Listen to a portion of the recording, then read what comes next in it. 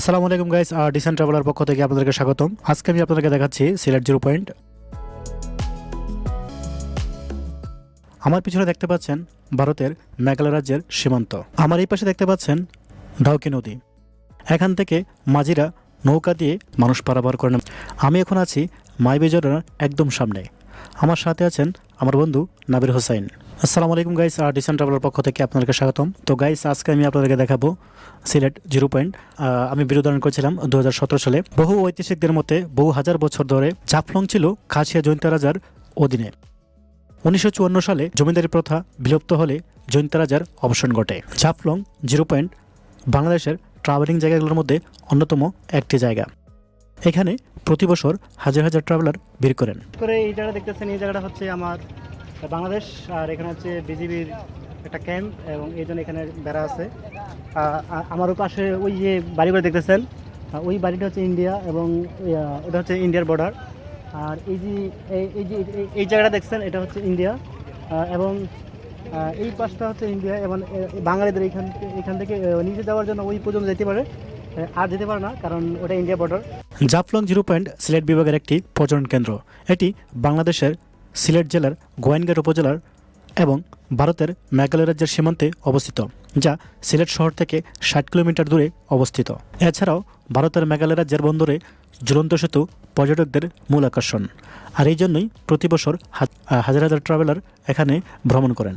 এবং ওই পার্কটা পুরোটাই হচ্ছে ইন্ডিয়া, এবং এখানে অনেক পাথর বা অনেক পর্যটক এখানে আসে দেখার জন্য। বাট এখন হচ্ছে বর্ষার যে বৃষ্টির কারণে পানি একদম চলে গিয়েছে, যা এখন মানুষ বুঝতে পারছেন আসলে এটাই কি জিরো পয়েন্ট নাকি, বা এটাই কি জাফলং কিনা, এটা বুঝতে খুব কষ্ট হচ্ছে।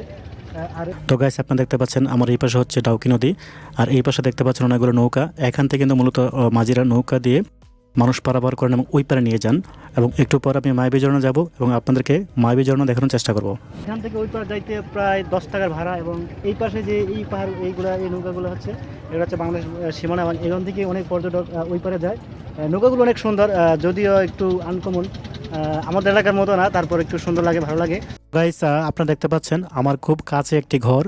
আসলে এই ঘরের মধ্যে বসে বাংলাদেশের অতন্ত্র প্রহরী বিজিবি, তারা কিন্তু এখানে বসে তাদের ডিউটি পালন করেন, বা এখানে দাঁড়িয়ে থেকে তারা কিন্তু বাংলাদেশকে পাহারা দিচ্ছেন। এইটা সেই ঘর। আপনারা দেখতে পাচ্ছেন এই ঘরের যে কালার খুব সবুজ করে বানানো হয়েছে, খুব ছোট্ট করে বানানো হয়েছে। আসলে এটা হচ্ছে তাদের ডিউটি করে একটা জায়গা, খুবই সুন্দর। আমার এই পিছনে দেখছেন, এটা বাংলাদেশের প্রায় এই পাশটা বাংলাদেশ, কিন্তু ওই পাশটা হচ্ছে ইন্ডিয়া, এবং ওইটা খুব সুন্দর পরিবেশ। মানে আল্লাহর পাকের যে সৃষ্টি, আল্লাহ পাকের যে লীলা খেলা করার মতো না, যে আল্লাহ তাআলা কি নিদর্শন, কি সৌন্দর্য। আমি এখন আছি মাইবে ঝর্ণার একদম সামনে। আমার সাথে আছেন আমার বন্ধু নাবির হোসাইন। বাংলাদেশের জাফলং সীমান্ত দাঁড়ালে ভারত সীমান্তের অভ্যন্তরে থাকা উঁচু নিচু পাহাড় দেখা মেলে, আর এইসব পাহাড় থেকে নেমে আসা বিভিন্ন ঝর্ণা দেখা যায়। সেই ঝর্ণাগুলোর মধ্যে মাইবে ঝর্ণা অন্যতম। তো গাইস, আমি আছি একদম মাইবে ঝর্ণার সামনে। আমার পিছনে দেখতে পাচ্ছেন মাইবে ঝর্ণা।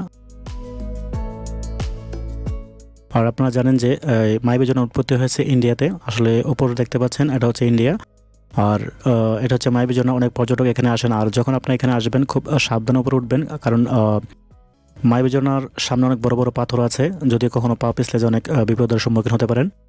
আর এই পৃথিবীতে যারা অমুসলিম আছেন, কাফের, খ্রিস্টান, বৌদ্ধ, হিন্দু, যারা আল্লাহকে বিশ্বাস না করেন, তারা যদি এই পৃথিবী ভ্রমণ করেন, তাহলে এতটুকু বুঝতে পারবেন যে না, আল্লাহ একজন আছেন। তো গাইস, আমার ভিডিও যদি আপনার কাছে ভালো লাগে, অবশ্যই আমার চ্যানেল সাবস্ক্রাইব করবেন। সেই প্রত্যাশা রেখে আজকের মতো বিদায় নিচ্ছি। আল্লাহ হাফেজ।